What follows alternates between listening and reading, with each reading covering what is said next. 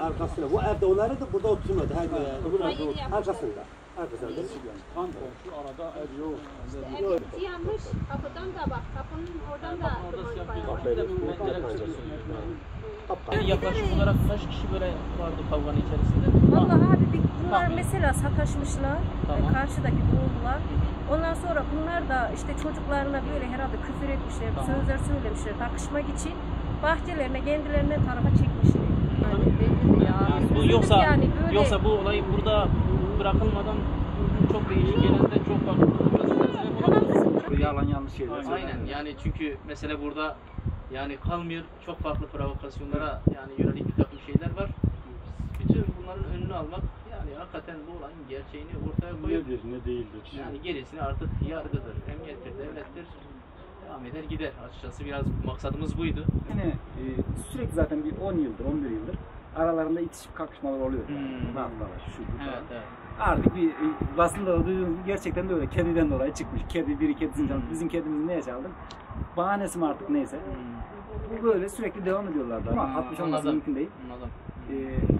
Herkes aramız, bunlar da Siirtli iki. Evet. Aramız gayet iyidir yani. Bir sıkıntımız yok. Hiçbir şey yok. Biz insanların kötü olduğuna bakmıyoruz. Öbür dünya vardığımızda ey Türkiye Türk demeyecekler. Aynen. Ey iman edenler diyerek çağırıyorlar. Aynen. Eyvallah. Allah razı olsun.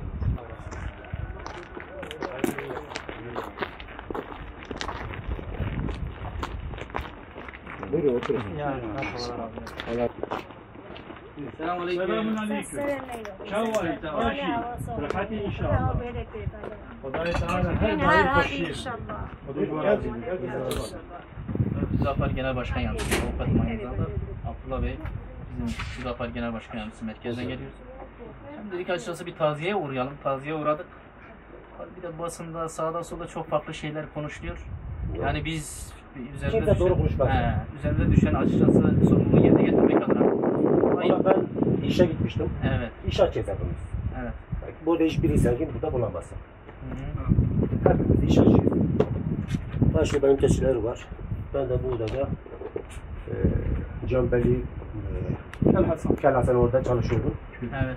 Orada üşüdüm. Bizim orada yazlara da bir ilaç aldım. Şurup öksürme için. Çocuklarım dedim bir gelin. Can Bazabı'da da gel. Gel bunu otur. Bir ekmek hazır da bir ekmek yedim dedim. Gel oğlum gel. Ondan sonra hanım da keçileri saracaktı. Sıra sesi geldi. Kızım bu sıra sesi dedi çocuklar dedi. Hiç aklımıza gelmedi ki oraya. Keşke aklımıza gelse ben ölsem de giderdim. Böyle ayaklarım boğuştu. Önce beni aradı. Sonra... Hani gel dedi Yaşar amca gelin evi yanıyor. Gel söndürelim ben korkuyorum. Biz korkuyoruz oraya gitmeye. Beni beklediler. Ben gittim koştum dedim kızım biz elle söndüremeyiz. İtfaiye çağırın. İtfaiye böyle elimde telefon elimdeydi. İtfaiye arayın kızım dedim. Telefonu verdim. Onlar zaten hem ambulansa gittik bir baktım Allah. Ondan sonra ben gittim. Kimse sağ gözükmüyordu değil mi? Kimse sağ değil. Kafalarına mı sıkılmış? Kafalara. Önce sırtlarına vurulmuştu. Sonra hani yere düşmüştü. Hepsinin kafasına. Hepsinin kafasına. Anında şurasından. Ateş nerede? Yaşar amcanın hem burasından hem şurasından. Nereye ateş edilmişler? Yani ateş nasıl çıkmıştı? Ateş ben içeri gitmedim. Duman çıkmıyor. Büyük bir duman mıydı yoksa? Yok. Yok. Sırf siyah bir duman da öyle çok büyük değil. Doktorumuza binne kerası da razı olsun. Amin. Allah çok geçmiş olsun. Rabbim bedene muhafaza etsin. Allah kolaylık versin inşallah. Çok güzel. O kaybolan kızı da biz onu arıyordu. Sağ olsun biz arıyordu gittim çadır içine de gittim. Çadır içine de gittim. İşte sağlarsaydı. Yerinde de olur. Yerinde de olur. Başkan bizim muhtarın numarasını alalım.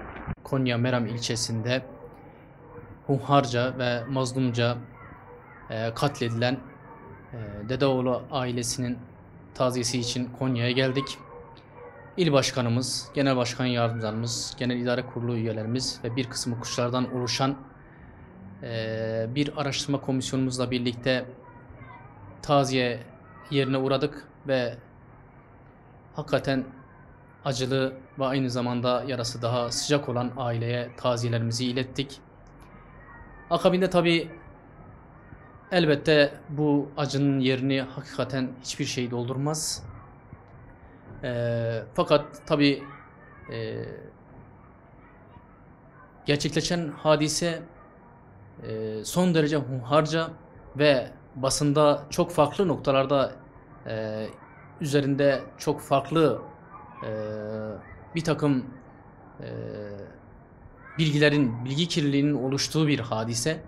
Dolayısıyla Genel Başkanımız Zekeriya Yapıcıoğlu tarafından onun talimatları doğrultusunda oluşan bir komisyon olarak bugün biz Konya'ya geldik, taziyemizi bildirdik ve tabii olayın olduğu Meram ilçesinde de olayın olduğu yeri hem incelemek, görmek hem de olayın olduğu bölgede çok farklı etnik kimliklere sahip olan Türk, Kürt, farklı etnik kimliklere sahip olan ama orada oturan, orada komşuluk yapan insanlarla bizzat görüşmek, onların olay öncesi, olayın olduğu gece ve olay sonrasına ilişkin gözlemlerini bizzat dinlemek istedik ve bir takım görüşmeler yaptık. Bu arada tabii yine aynı şekilde taziye yerinde yaraların sıcak olması hasebiyle tabii çok fazla detaylarına girmeden ama onları da kısmen dinledik. Aynı zamanda Dedeoğlu ailesinin avukatı olan Abdurrahman Bey ile bir telefon görüşmesi sağladık.